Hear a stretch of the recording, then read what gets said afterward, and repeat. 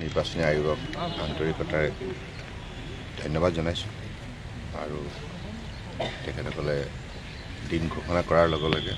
প্ৰতিটো ৰাজনৈতিক দলেই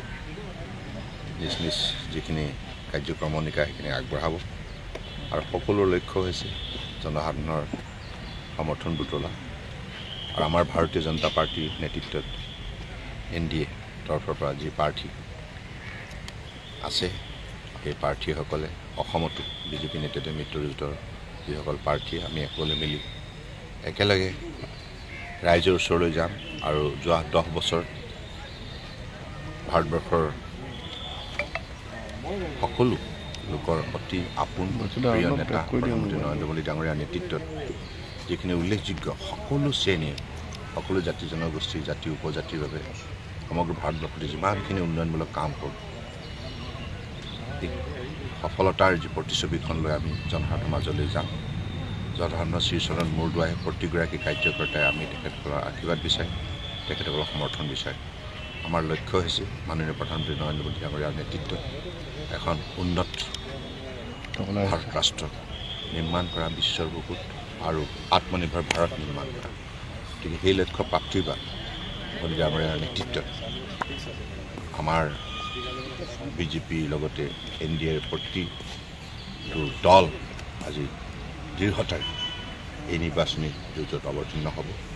আৰু আমাৰ দৃঢ় বিশ্বাস ভাৰতবৰ্ষৰ জনগণে সততা নিষ্ঠাৰে 10 বছৰে সুশাসন ব্যৱস্থাৰ যোগেদি প্ৰতিগৰাকী নাগৰিকক মৰ্যাদা সহকাৰে জীয়াই থকাৰ অধিকাৰ আৰু সামাজিক নিৰাপত্তা সামাজিক সুৰক্ষা অৰ্থনৈতিক উন্নয়নৰ বাবে যি বৈপ্লৱিক পৰিৱৰ্তন আনিলে মাননীয় প্ৰধানমন্ত্ৰী ডাঙৰীয়াই সেই যুক্তিটি তৃতীয়বাৰৰ বাবে মাননীয় নৰেন্দ্ৰ মোদী ডাঙৰীয়াক ভাৰতবৰ্ষৰ প্ৰধানমন্ত্ৰী হিচাপে নিশ্চিতভাৱে ভাৰতবৰ্ষৰ জনগণে আন্তৰিকতাৰে আঁকোৱালি ল'ব আৰু বিজেপি নেতৃত্বাধীন NDA 400তকৈ অধিক আসন দি তৃতীয়বাৰৰ বাবে শক্তিশালী ৰূপত ভাৰতবৰ্ষৰ বিকাশ যাত্ৰা আগুৱাই নিয়াৰ বাবে মোদী ডাঙৰীয়াক সুযোগ প্ৰদান অসমত কিমান আমিতো আগৰ পৰা কৈ আছোঁ যে অসমত 11+ কিন্তু এতিয়া 12+ হোৱাৰ সম্ভাৱনা দেখা দিছে আৰু অসমৰ ৰাইজেও যোৱা 10 বছৰে যিমানখিনি পৰিৱৰ্তনৰ মুখ দেখিছে প্ৰতিগৰাকী নাগৰিকে গতিকে সেইকাৰণে মানুহৰ মনত বিজেপি নেতৃত্বাধীন মিত্ৰজোঁটৰ চৰকাৰৰ ওপৰত অগাধ বিশ্বাস বৃদ্ধি হৈছে মোদী ডাঙৰীয়াৰ বলিষ্ঠ নেতৃত্বত সকলোৱে আস্থা আৰু বিশ্বাস ৰাখিছে নিৰ্বাচনী আয়োগক আন্তৰিকতাৰে ধন্যবাদ জনাইছোঁ আৰু তেখেতসকলে দিন ঘোষণা কৰাৰ লগে লগে প্ৰতিটো ৰাজনৈতিক দলেই নিজ নিজ যিখিনি কাৰ্যক্ৰমণিকা সেইখিনি আগবঢ়াব আৰু সকলোৰ লক্ষ্য হৈছে জনসাধাৰণৰ সমৰ্থন বুটলা আৰু আমাৰ ভাৰতীয় জনতা পাৰ্টীৰ নেতৃত্বত NDA তৰফৰ পৰা যি প্ৰাৰ্থী আছে সেই প্ৰাৰ্থীসকলে অসমতো বিজেপি নেতৃত্বে মিত্ৰজোঁটৰ যিসকল প্ৰাৰ্থী আমি সকলোৱে মিলি একেলগে ৰাইজৰ ওচৰলৈ যাম আৰু যোৱা 10 বছৰ ভাৰতবৰ্ষৰ সকলো লোকৰ অতি আপোন প্ৰিয় নেতা প্ৰধানমন্ত্ৰী নৰেন্দ্ৰ মোদী ডাঙৰীয়াৰ নেতৃত্বত যিখিনি উল্লেখযোগ্য সকলো শ্ৰেণীৰ সকলো জাতি জনগোষ্ঠী জাতি উপজাতিৰ বাবে সমগ্ৰ ভাৰতবৰ্ষত যিমানখিনি উন্নয়নমূলক কাম হ'ল সফলতাৰ যি প্ৰতিচ্ছবিখন লৈ আমি জনসাধাৰণৰ মাজলৈ যাম জনসাধাৰণৰ শ্ৰীচৰণত মূৰ দোৱাই প্ৰতিগৰাকী কাৰ্যকৰ্তাই আমি তেখেতসকলৰ আশীৰ্বাদ বিচাৰিম তেখেতসকলৰ সমৰ্থন বিচাৰিম আমাৰ লক্ষ্য হৈছে মাননীয় প্ৰধানমন্ত্ৰী নৰেন্দ্ৰ মোদী ডাঙৰীয়াৰ নেতৃত্বত এখন উন্নত ভাৰত ৰাষ্ট্ৰ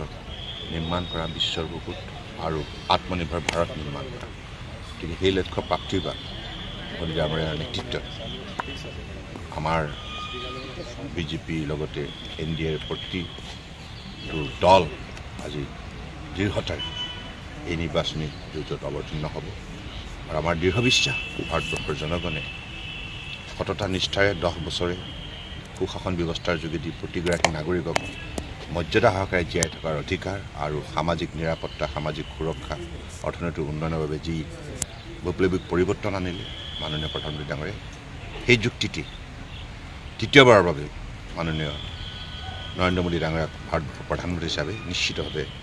ভাৰতবৰ্ষৰ জনগণে আন্তৰিকতাৰে আঁকোৱালি ল'ব আৰু বিজেপি নেতৃত্বাধীন NDA 400তকৈ অধিক আসন দি তৃতীয়বাৰৰ বাবে শক্তিশালী ৰূপত